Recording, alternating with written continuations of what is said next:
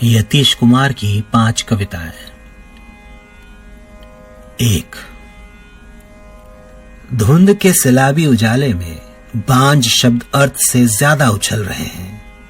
साथ में उछल रहे हैं घोड़ों को देखकर मेढक भी। नहीं जानते अगर वो भी नाल ठुकवाएंगे तो क्या जिंदा रह पाएंगे। सड़क हो या घर, दरअसल वातावरण ढालता है कुत्तों में भी व्यवहार। सड़क हो या घर, दरअसल वातावरण ढालता है कुत्तों में भी व्यवहार। आदम का व्यवहार प्रश्न चिन्ह के घेरे में है। अब झुंड कर रहा है निर्धारित उसका व्यवहार। झुंड में किसी को नहीं पता कि मौत के लम्हे किसी के मुस्कुराने के लम्हे भी हो सकते हैं। झुंड में किसी को नहीं पता कि मौत के लम्हे किसी के मुस्कुराने के लम्हे भी हो सकते हैं। कि मौत के लम्हे किसी के मुस्कुराने के लम्हे भी हो सकते हैं। 2। मजदूर की सांस वह धौंकनी है जो लोहा गलाकर घूम उड़ा दे।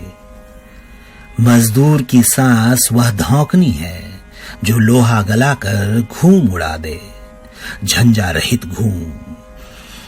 रहित घूम कौतूहल पैदा करती है, पर मुझे प्रिय है बवंडर में दिए की बत्ती को उकसाते रहना। पर मुझे प्रिय है बवंडर में दिए की बत्ती को उकसाते रहना। अकाल मेघ सच में काली घटा जैसे ही है।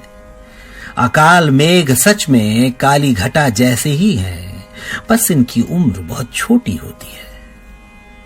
सच भी कभी कभी झूठ बोल लेता है, पर ध्येय तो 2 जून की आग है, सच झूठ से परे। सच भी कभी कभी झूठ बोल लेता है, पर ध्येय तो 2 जून की आग है, सच झूठ से परे। तोतली भाषा में कहा गया सच राजा के लिए अबूझ भाषा है। प्रजा और राजा देश की 2 आंखें हैं। आंखें बस एक दूसरे को देख नहीं पाती। प्रजा और राजा देश की 2 आंखें हैं।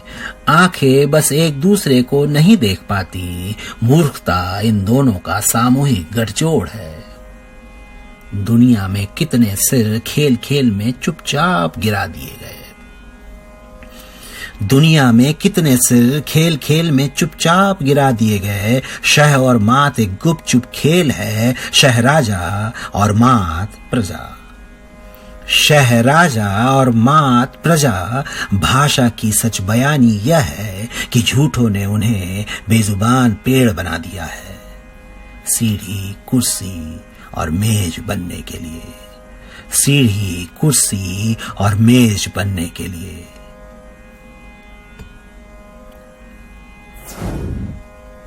3। एक दिन अचानक किसी स्वप्न से उछलकर वह जाग गया। एक दिन अचानक किसी स्वप्न से उछलकर वह जाग गया। हाथ शंकाओं के अदृश्य रक्त से सने थे। कई बार वह अपने हाथ को इतनी बार पोंछता, रगड़ता, पटकता कि हथेली की रेखाएं भी चीखने को होती। चसक चढ़ाव पर माहौल विषाक्त। चसक चढ़ाव पर माहौल विषाक्त। किरणें अशक्त, जरासीन ताकतवर। घर में परतंत्रता और एकांत यात्रा में स्वतंत्रता दिखी।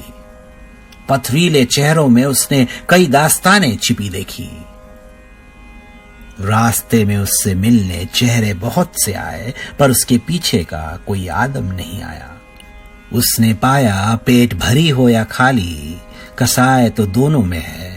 और उसने जाना कि अधपेटवा खाना ही सबको जोड़े रखता है। और उसने जाना कि अधपेटवा खाना ही सबको जोड़े रखता है। 4।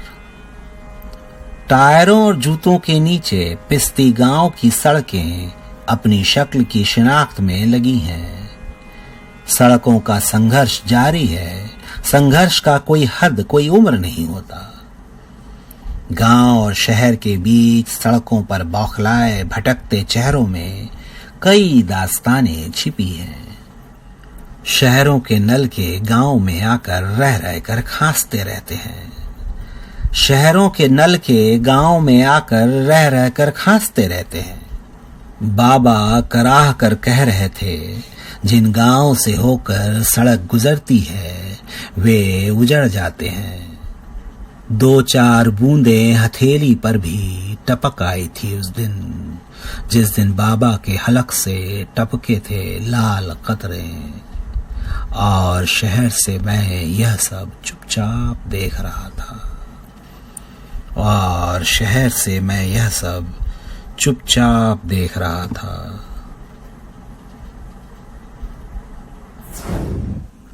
और आखिर में 5वीं कविता।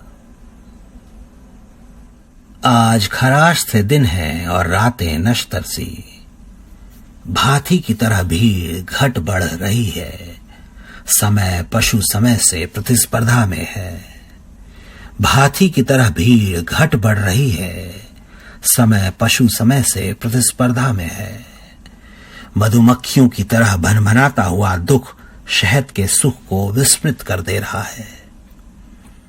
वाष्प कणों ने ओस कणों का भक्षण शुरू कर दिया है और मरकज केंद्र से विकेंद्रित हो रहा है। सबसे बुरे वक्त में भेजना चाह रहा हूं शुभकामनाएं और घबराया हूं इतना कि भय से भरे संदेश भेज रहा हूं। लब्बे लुआब यह है कि पसीना भी हाँफ रहा है और आंखों में नमक झोंक रहा है।